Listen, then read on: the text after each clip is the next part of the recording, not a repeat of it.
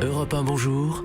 Raphaël Duchemin. On passe à l'économie avec vous, Emmanuel Dutheil, et grâce à vous, on va surtout tout savoir sur notre patrimoine. Oui, j'ai tous les chiffres. L'INSEE a publié hier soir son édition 2018 des revenus et du patrimoine des ménages. Seul petit bémol, et c'est souvent le cas avec l'INSEE, la période étudiée s'arrête en 2015. Mais bon, malgré tout, ça reste une mine d'informations très intéressante. Alors, qu'est-ce qu'il faut en retenir ? Eh bien, par exemple, que notre niveau de vie a un peu progressé en 2015 par rapport à 2014.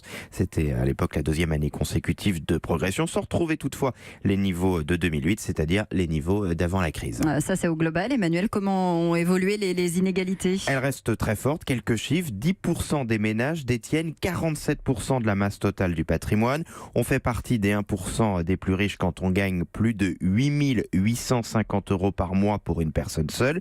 Ces plus riches gagnent en moyenne près de 7 fois plus que l'ensemble de la population. Pour un bon tiers, on les trouve à Paris ou dans les Hauts-de-Seine.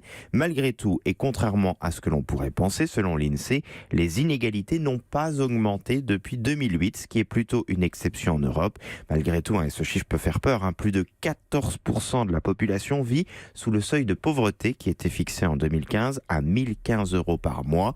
Le fait marquant de ces dernières années, c'est le développement de la pauvreté des familles monoparentales.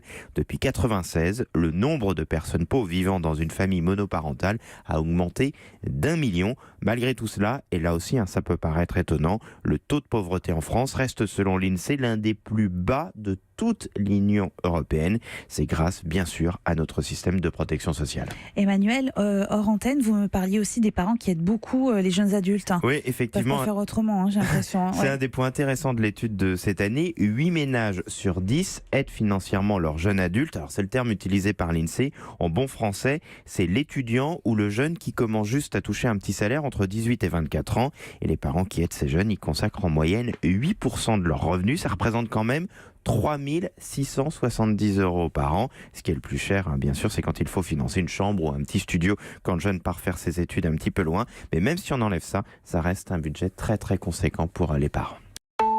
Europe 1.